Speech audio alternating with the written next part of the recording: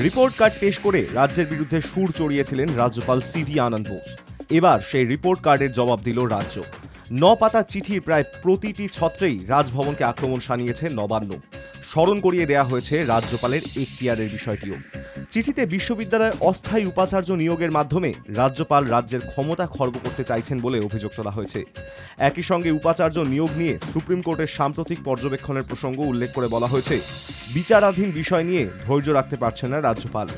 সম্প্রতি গৌড়বঙ্গ বিশ্ববিদ্যালয়ের অস্থায়ী উপাচার্যকে পদ থেকে সরানো নিয়ে আবার প্রকাশ্যে আসে রাজ্যপালের সংঘাত। সেই ঘটনায় রাজ্যপাল তথা আচার্যের মনে ক্ষোভ পুঞ্জীভূত হয়। গত বুধবার রাজ্যপালের রিপোর্ট কার্ড নামে একটি বিবৃতি প্রকাশ করে বলা হয়, রাজ্য সরকারের উচ্চশিক্ষা দপ্তরের বেআইনি আদেশে যে সকল উপাচার্য বিশ্ববিদ্যালয় কাজ স্তব্ধ করে রেখেছেন, আচার্য তাদের সতর্ক করেছেন। পশ্চিমবঙ্গ সরকার বিশ্ববিদ্যালয়গুলির ক্ষমতা কুক্ষিগত করতে চাইছে বলেও অভিযোগ করা হয় সেখানে। রাজভবনের বিবৃতিতে সুপ্রিম কোর্ট এবং হাইকোর্টের আদেশের কথা উল্লেখ করে আচার্যের ক্ষমতা স্মরণ করানো হয়। শুক্রবার সেই রিপোর্ট কার্ডেরই জবাব দিল রাজ্য। রাজ্যের বক্তব্য, রাজ্যের সঙ্গে কোনো আলোচনা না করেই এককভাবে পশ্চিমবঙ্গের বিশ্ববিদ্যালয়গুলিকে পরিচালিত করতে চাইছেন রাজ্যপাল বোস। সুপ্রিম কোর্টের পুরনো নির্দেশ এবং বিশ্ববিদ্যালয়ের বিবিধ প্রসঙ্গ উল্লেখ করে রাজ্যের চিঠিতে বলা হয়েছে, রাজ্যপাল নিয়ম মেনে চলছেন না। তিনি উচ্চশিক্ষা প্রতিষ্ঠানগুলিকে ধ্বংস করে রাজ্যের পড়ুয়াদের অনিশ্চয়তার মুখে ফেলতে চাইছেন। রাজ্যের আরও অভিযোগ, যোগ্য ব্যক্তিদের উপাচার্য হিসেবে নিয়োগ করছেন না রাজ্যপাল।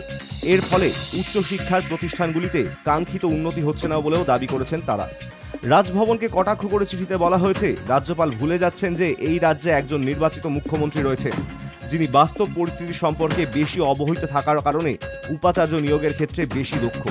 চিঠিতে আরও বলা হয়, মন্ত্রীর সঙ্গে আলোচনা করে উপাচার্য নিয়োগ করার কথা রাজ্যপালের, কিন্তু বিধি না মেনে তিনি একাই সব সিদ্ধান্ত নিচ্ছেন। রাজ্যপাল সংঘাতের আবহেই শিক্ষামন্ত্রীর সঙ্গে বোসের সংঘাতের বিষয়টিও প্রকাশ্যে এসেছে। বৃহস্পতিবার সকালে রাজভবনের এক্স হ্যান্ডেল থেকে একটি পোস্ট করা হয়েছে। তাতে লেখা হয়, রাজ্যের শিক্ষামন্ত্রীর জন্য মুখ্যমন্ত্রী মমতা বন্দ্যোপাধ্যায়ের সঙ্গে রাজ্যপালের সম্পর্ক নষ্ট হচ্ছে। রাজভবনের সেই পোস্টকে উদ্ধৃত করে পোস্ট করে সংবাদ সংস্থা পিটিআইও। কিন্তু বেলা গড়াতেই দেখা যায় রাজভবনের দুটি পোস্ট মুছে গিয়েছে, কিন্তু পিটিআই তাদের পোস্ট রেখে দেয়। পিটিআই এর তরফে জানানো হয়, রাজ্যপাল বোস ব্রাত্যকে সরানোর সুপারিশ করছেন। গোটা বিষয়টিকে হাস্যকর বলে অভিহিত করেছেন শিক্ষামন্ত্রী। সম্প্রতি তৃণমূলের অধ্যাপক সংগঠন ওয়েবকুপার সভা বসেছিল গৌড়বঙ্গ বিশ্ববিদ্যালয়। সভাপতি হিসেবে সেখানে উপস্থিত ছিলেন শিক্ষামন্ত্রী ব্রাত্য বসু। ঘটনাচক্রে সেই সভার পরে গৌড়বঙ্গ বিশ্ববিদ্যালয়ের উপাচার্যর পদ থেকে অপসারিত হয় রজত কিশোর।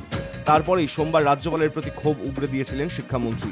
এক সাক্ষাৎকারে ব্রাত্য বসু বলেন, এই লোকটার পাগলামি এবং বোকামি দেখতে দেখতে রাজ্যবাসী ক্লান্ত হয়ে গিয়েছে।